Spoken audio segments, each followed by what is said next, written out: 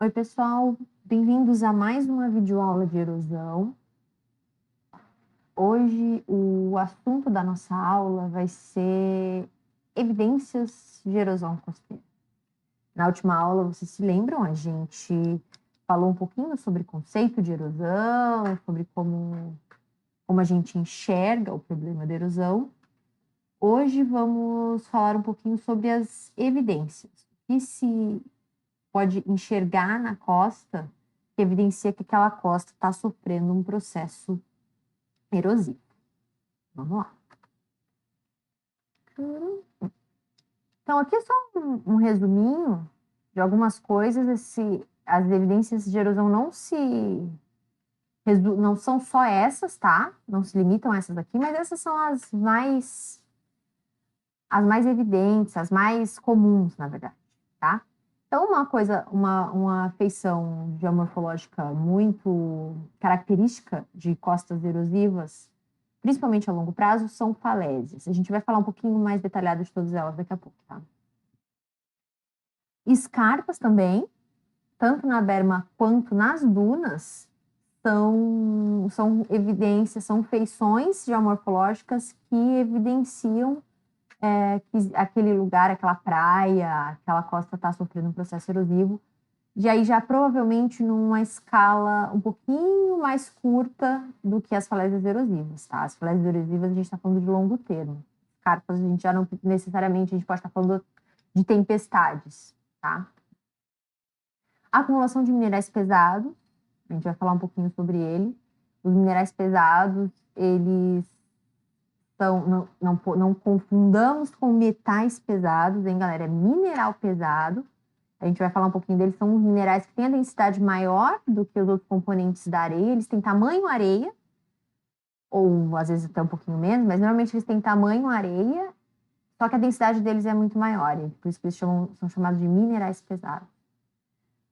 Árvores tombadas e raízes expostas. Isso aqui é meio óbvio, mas não necessariamente toda vez que a gente vê, a gente associa, né? Antes de alguém nos dizer que aquilo é. Na costa do Nordeste é bem comum, aquelas praias lindas, a gente vê coqueiro tombado, raízes expostas. Sim, são evidências de que aquele lugar está sofrendo erosão, porque o coqueiro não foi plantado na beira da praia com as raízes expostas. Aquelas raízes cresceram ali, elas estavam em continente e a costa chegou até elas, né? Então, evidências de erosão também. Exposição de paleoambientes, né? Turfas, arenitos, que são ambientes que foram, em algum momento, foram cobertos no nosso caso aqui, pela areia da praia, das barreiras mais recentes, e agora estão sendo expostos, né? Eles estão sendo expostos novamente, é porque aquele ambiente está sofrendo retrogradação, tá sendo caminhando em direção ao continente novamente. A presença de obras de contenção, né? Porque não vai ter obra de contenção onde não tem erosão. E resquícios de construções. Também, porque se tem resquícios de construções, é porque a costa avançou sobre aquelas construções, né? Evidência de erosão. Então vamos lá. Falésias, né? As falésias, o que é uma falésia? É uma formação litorânea que é produto direto de um processo erosivo natural. Ela normalmente está relacionada a longo e longuíssimo prazo, porque elas estão muito relacionadas a oscilações do nível relativo do mar, né? Então, que acontecem numa escala de longo a longuíssimo prazo. Mas elas são, sim, evidências de que o continente está recuando e o mar avançando, tá? Então, aqui, ó, as falésias.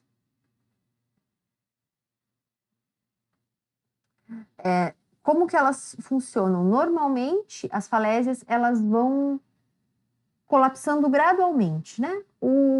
Como uma adaptação à elevação relativa do nível do mar. O nível do mar vai subindo e vai meio que erodindo a base, as ondas vão erodindo a base das falésias e a parte de cima vai desmoronando e aquela falésia vai recuando, né? Normalmente, ou a construção, a evolução da falésia está relacionada a uma subida do nível do mar recente ou ainda em desequilíbrio, ou seja, o mar já subiu e aquela falésia, aquela estrutura está se reequilibrando aquele novo ambiente, aquela alta energia na sua base, que vai erodir enquanto as ondas estiverem agindo na base, né? Aquela falésia vai recuando, e aí o sedimento que cai vai formando uma praia embaixo, e aí é que esse sistema vai tender a entrar em equilíbrio, com uma praia entre a ação das ondas e a falésia, né? Até uma nova subida do mar. Se o mar sobe de novo, essa recuo da falésia ele vai se intensificando, né? E como eu falei, o sedimento ele vai sendo o sedimento que vai desmoronando da falésia, ele vai se depositando no pé da falésia, né? E o que vai também dar uma retardada na retração da linha de costa, porque vai formar essa praia e a ação das ondas vai tender a ficar nessa praia, né? No projeto Orla, o que é o projeto Orla, tá? O projeto Orla é um projeto do Ministério do Meio Ambiente, lá de 2008, que não é uma lei, é um projeto, teve todo um estudo sobre a ocupação da linha de costa, e ele são diretrizes não obrigatórias para os prefeitos e governadores de estado de como ocupar a costa. A gente vai falar um pouquinho mais dele em algum outro momento. Tá? E fala de todos os processos erosivos, das taxas de retração da linha de costa. O problema só é que ele não é uma lei, então os governantes eles não são obrigados a seguir, mas é uma indicação de como fazer a ocupação da costa de maneira um pouco mais inteligente. Fala de linha e fala de... Esse projeto, ele define faixas de não edificação, principalmente em regiões de retração da linha de costa, né, de erosão. E aí, as falésias são um ponto bem importante, porque, de acordo com o projeto Orla, a partir de qualquer falésia, a partir do topo da falésia, tem que existir uma faixa de não edificação, porque se você construir aqui em cima, a probabilidade da sua construção não ter uma vida longa muito grande é muito alta. A gente tem um videozinho. Ó, aqui mais um exemplo de falésia erosiva. E aí aqui já dá para ver, eu vou falar mais para frente, mas já dá para adiantar que dificilmente uma evidência ela tá sozinha, tá? Num ambiente. Ó, aqui a gente tem falésia, a gente tem uma tentativa de proteção aqui com enrocamento, com umas rochas. A gente tem, se vocês vão conseguir identificar direitinho, mais umas tentativas de espigões. A gente vai falar bastante disso, tem uma aula específica sobre espigão, mas as estruturas perpendiculares à costa aqui, que são várias na sequência, são espigões. Também são uma tentativa de retardar a erosão. Então, pelo menos 3 evidências aqui a gente vê nessa foto de que esse lugar tá sofrendo uma erosão que não é pequena. Tá. Aqui é uma foto de Lima. A gente tem umas falésias enormes. Mas aí a gente vê, eles têm uma estrada, Lima no Peru, né, capital do Peru. Tem uma autoestrada na base da falésia, tem uma distância relativamente grande até o mar. Só que se vocês olharem, ó, também tem vários espigões. E eles fazem engorde constantemente. Então, essa linha de costa, ela tá erodindo, tanto a longo quanto a curto prazo. Tanto que tem uma manutenção constante de reposição de sedimentos nessa praia, além das estruturas para tentar conter o sedimento, para tentar segurar, que são esses espigões aqui. Então, é bem bonito. Até a cidade está toda lá em cima da falésia. Aqui, ó, de novo Lima. Dá para ter a falésia. O que eles fazem? Porque tem muito desmoronamento. Vocês devem ter ouvido falar, há pouco tempo atrás, uma família na Bahia morreu soterrada por um desmoronamento. Era um casal jovem com um bebê que foi se proteger numa sombra bem encostadinho na falésia, teve um desmoronamento e os 3 morreram, né? O que se faz para conter o desmoronamento? Deixa eu ver se eu tenho uma foto mais nítida, não. Mas aqui nessas falésias aqui em Lima, eles colocam uma rede, essas plantinhas que estão descendo aqui, ó, elas estão crescendo sobre umas redes que eles colocaram em cima, sobre as falésias, para segurar, para tentar minimizar esses desmoronamentos. Isso aqui é um sedimento muito solto, não é uma rocha dura. Se você escava com a mão, então esse sedimento ele tende a desmoronar.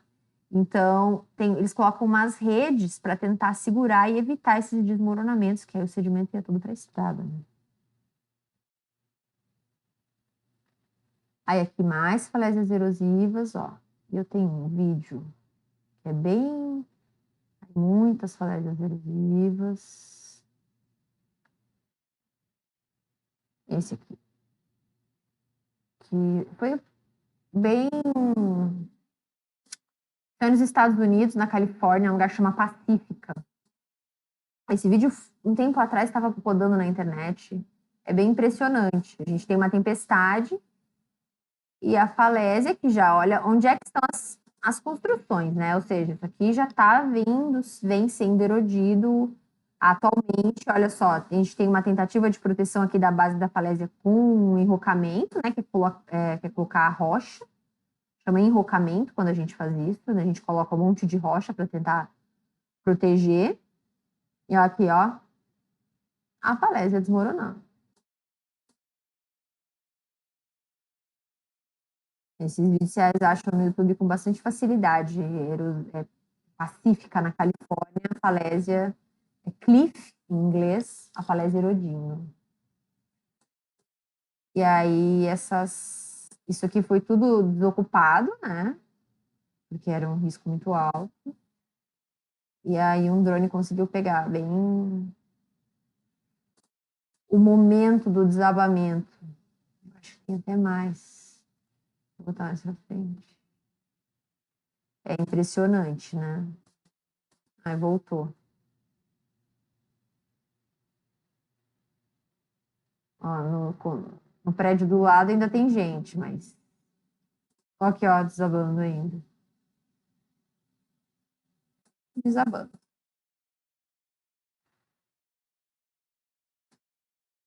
Eu coloco esse vídeo disponível para vocês verem inteirinho, se vocês tiverem paciência. Ah, só mais um exemplo de como é que funciona esse processo aí de retração da linha de costa, de erosão, né, da falésia. Aí aqui, ó, eu peguei uma imagem daquele lugar, exatamente daquele lugar do vídeo, em 2007, tracei bem por cima aqui a linha de costa. E aquele vídeo era de 2017. Aqui nessa imagem, ele já tinha inclusive demolido aqueles prédios, só estavam os terrenos, assim. Mas olha a retração da falésia entre 2007 e 2017, em 10 anos. Muita coisa, né? Então, é a questão de consciência na hora de fazer a urbanização. É impossível você retardar a retração de falésia. A não sei que você concrete toda a falésia, faça uma superestrutura embaixo. Não, o viável é não criar uma urbanização no topo de uma falésia, né? E nesses casos onde a urbanização já está instaurada, não existe muita saída a não ser a desocupação. Nessa situação aqui. Principalmente num cenário de elevação do nível do mar como a gente está, né? Então, mudando de evidência, vamos para as escarpas, que já é uma evidência de uma erosão no curto termo, né? Uma erosão que pode ter sido causada, a gente pode ter uma praia que a longo termo ela está agressiva e uma tempestade muito forte, isso é muito comum aqui no cassino, uma tempestade muito grande gera essas escarpas, porque foi um processo, um evento muito erosivo. Aqui no cassino é bem comum a gente ver isso, as grandes tempestades erodem a duna no terminal e tal, e no cassino a gente sabe que é uma praia que está em acreção, inclusive bem intensa a acreção aqui no cassino, né? Aí aqui a gente tem uma escarpa na berma, para identificar para vocês, e aqui a gente tem uma escarpa na duna. Ó, aqui mais escarpa na duna. E a praia é essa escarpa aqui, ó. Já na duna até é bem vegetada. E aqui, ó, essas manchas escuras são os minerais pesados, já falo deles. Mais escarpa na duna, que é uma evidência de que o mar chegou aqui e levou esse sedimento embora, né? Aí os minerais pesados. Esses minerais pesados que a gente chama, tem até uma disciplina aí que era do Lauro, que eu não sei quem que vai dar a partir de agora, que é recursos minerais, que fala muito sobre os minerais pesados. Mas eu vou falar só um pouquinho. O que são esses minerais pesados? Eles têm são economicamente importantes, né? Mas eles são o quê? São minerais que têm alta densidade, por isso que eles são chamados de pesados, tá? De 2,9 a 21 gramas por centímetro cúbico. Areia, quartzo, que é o principal componente da areia, é 1 ponto alguma coisa, tá? Só que eles têm tamanho de grão, tamanho areia, né? A gente sabe que areia é tamanho de grão. Então, o tamanho deles é o mesmo do sedimento da praia normalmente, assim. Pode ter uma variaçãozinha, ser um pouquinho mais fino e tal, mas são areia. O que acontece? Como eles são mais pesados, eles são mais densos, a energia necessária para carregar eles de volta para o oceano, para levar eles de um ambiente, é maior do que a energia necessária para levar o quartzo, o feldspato, os componentes mais leves do sedimento da praia, né? Então, o que acontece? Eles acabam acumulando. Que vocês lembram isso aqui de morfo, né? Porque quando uma onda chega ali pelo swash, uma onda arrebenta na praia, ela vem com muito mais energia, ela vem com bastante sedimento e aí ela percola na praia, ela perde energia normalmente, né? E tende a levar menos sedimento, tá? Num lugar que o balanço está negativo, é porque essa energia está levando mais sedimento do que está trazendo.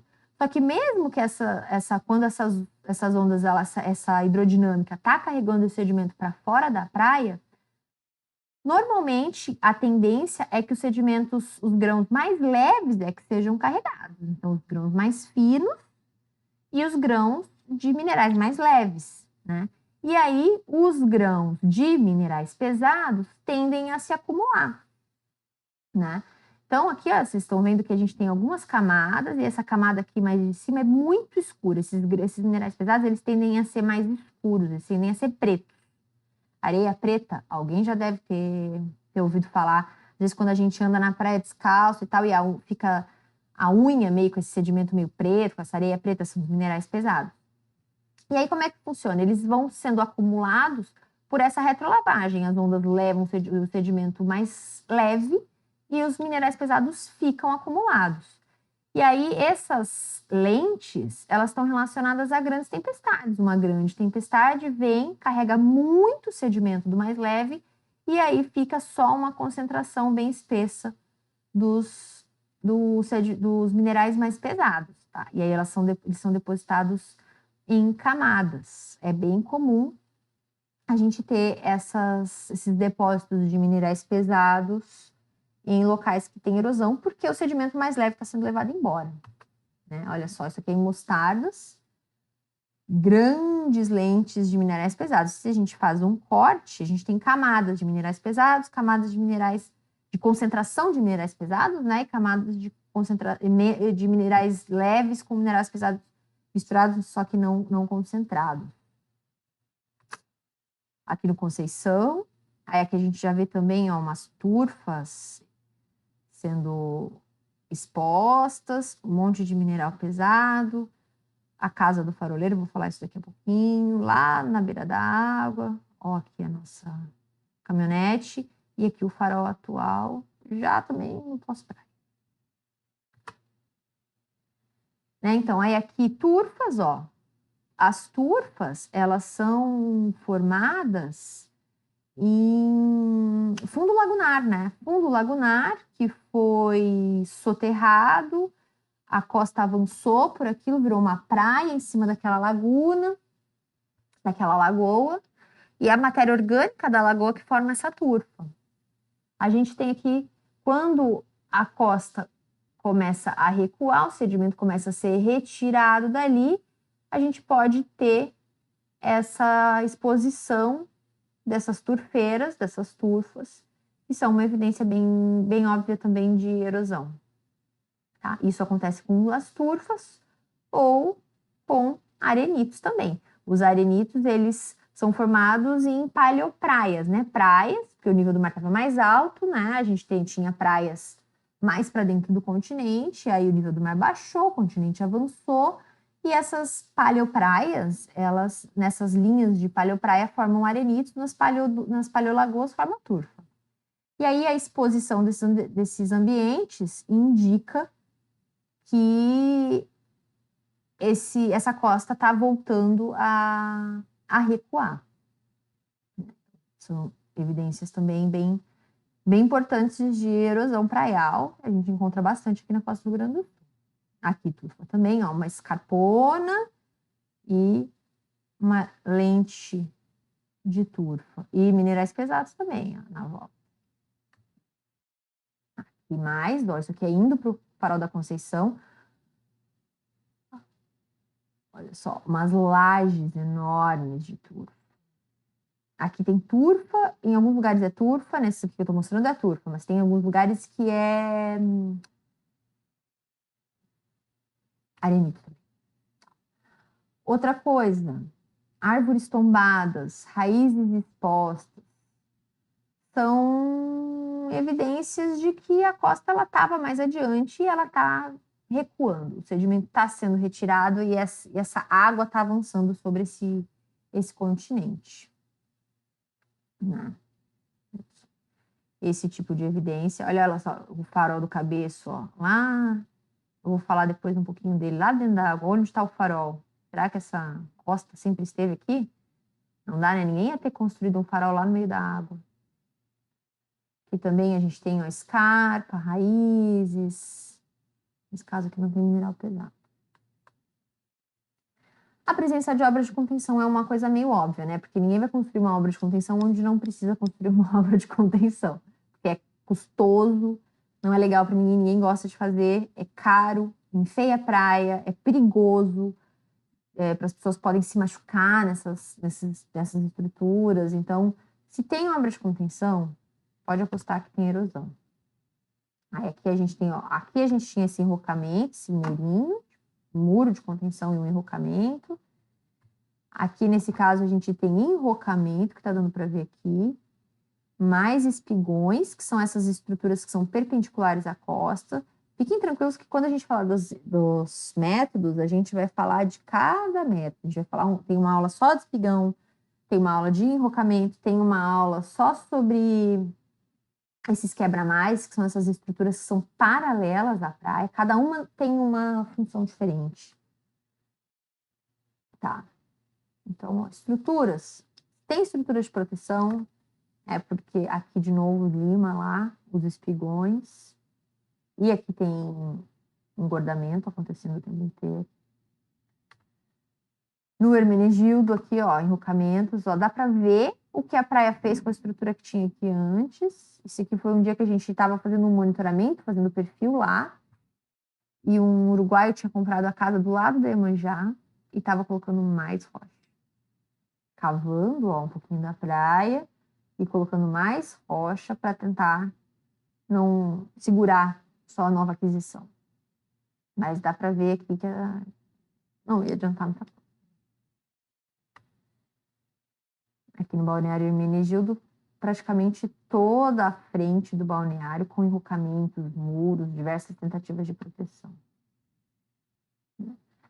Aí aqui, ó, lá na Foz do Rio São Francisco, talvez você já tenha ouvido falar isso em alguma disciplina, o farol do Cabeço.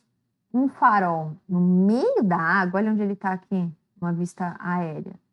A posição do farol com relação ao delta do São Francisco, que é um delta dominado por onda, né, galera? Vocês lembram? Por onda, ó. Super arenoso, costa linear, né? Um delta dominado por onda, com muito sedimento. Aí a gente tem aquelas barragens. O rio, ele foi... A vazão e a quantidade de sedimento que vinha do rio foi muito diminuída por conta das barragens, e aí essa margem sul aqui dele começou a erodir. E aí o farol, hoje em dia tinha um povoado no entorno, não existe mais, que era o povoado do Cabeço, o farol do Cabeço, e o farol está no meio d'água agora. Onde ele era, onde ele está. Hoje em dia ele é ponto turístico. Vai de barquinho lá ver o farol dentro da água. Aqui no Rio Grande do Sul a gente tem uma outra evidência que é muito clara, que é o farol caído, que é o farol da Conceição. Ele é município de São José do Norte, mas está, acho que são uns 50 quilômetros, talvez, do Mole Leste. Aqui, se a gente tem que ir pela praia, quase chegando em Bojuru, para quem conhece, essas cidades ricas aqui do interior do litoral médio. E aqui a gente tem algumas imagens da evolução, olha só, em uma foto de junho de 75, a gente tinha o farol, e a casa do faroleiro era um farol que tinha um cara lá que ficava cuidando dele, faroleiro. Aí em 85, ó, o farol já estava no pós-praia. Em agosto de 96, o faroleiro não morava mais lá, tá? Olha aqui as turfas expostas. O farol caiu numa tempestade em 96. E aí, na próxima tempestade, em 99, olha onde já está o farol. A casa do faroleiro caiu também. Essa foto aqui é minha, de 2010. O farol já estava lá na zona do sul, e a casa do faroleiro também, as dunas. Cresceu um campo de dunas bem grande aqui. Já estava no campo de dunas. Em 2012, o farol já estava bem para dentro d'água, e a casa do faroleiro já estava bem no meio do pós-praia.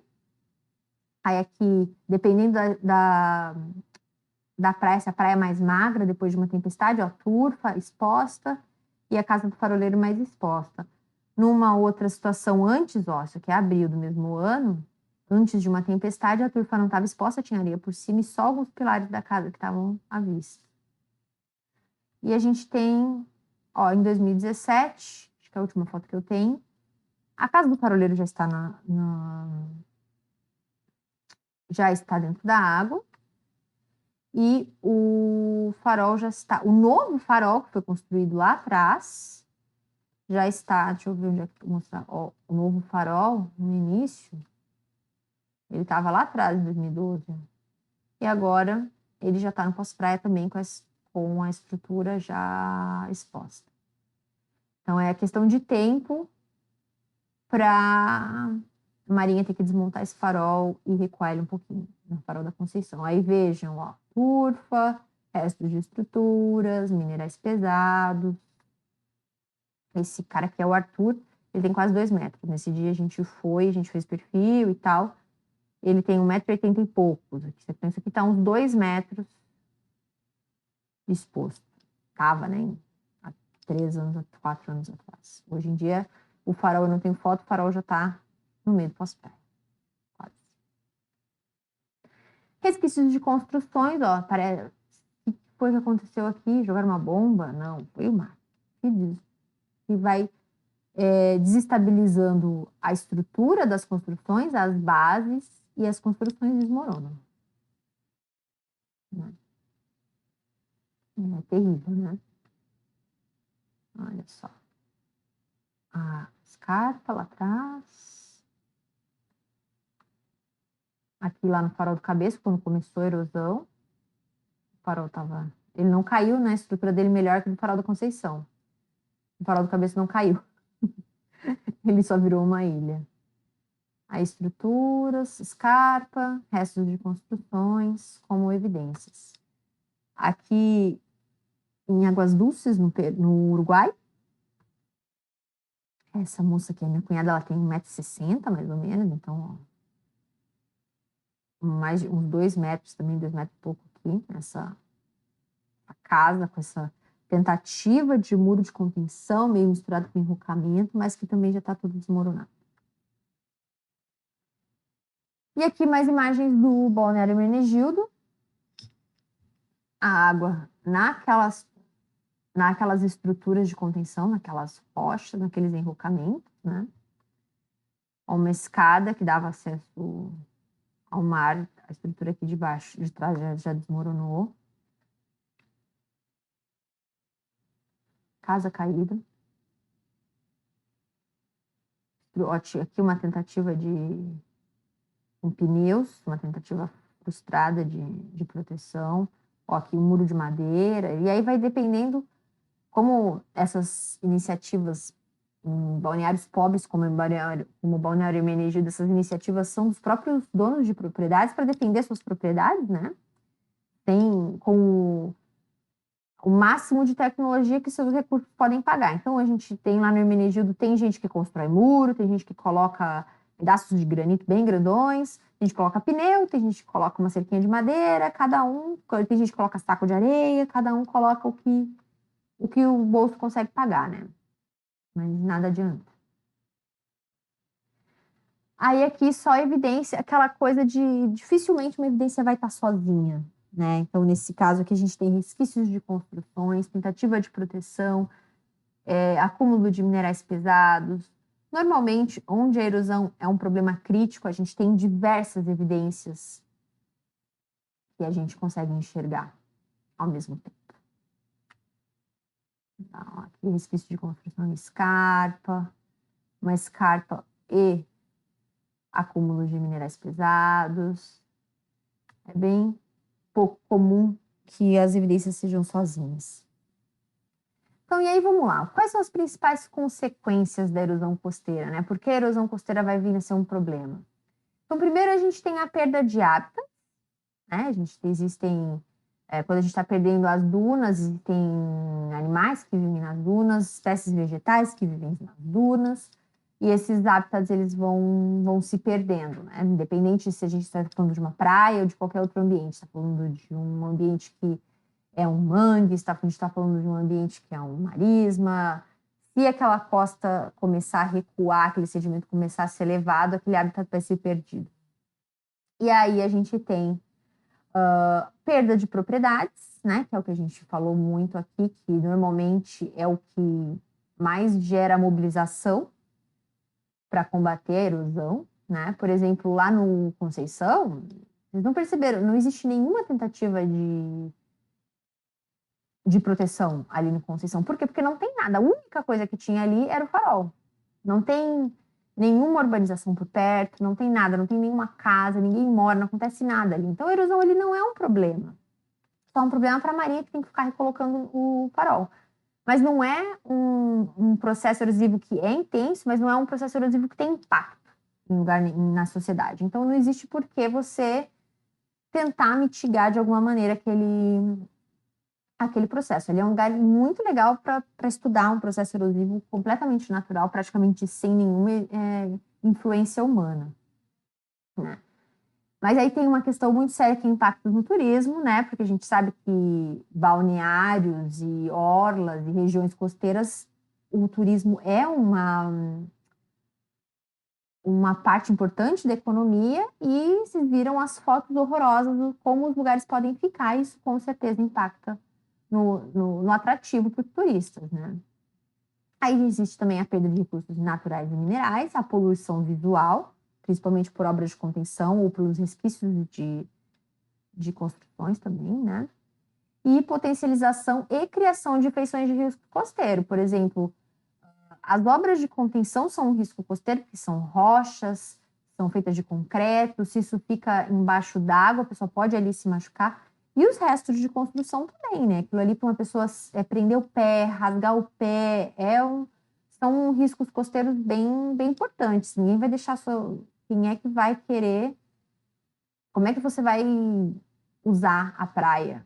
Uma praia desse jeito? Uma praia desse jeito? Uma praia desse jeito? Como é que a pessoa usa a praia? É muito perigoso. Você não consegue usar a praia. Então, é isso, pessoal.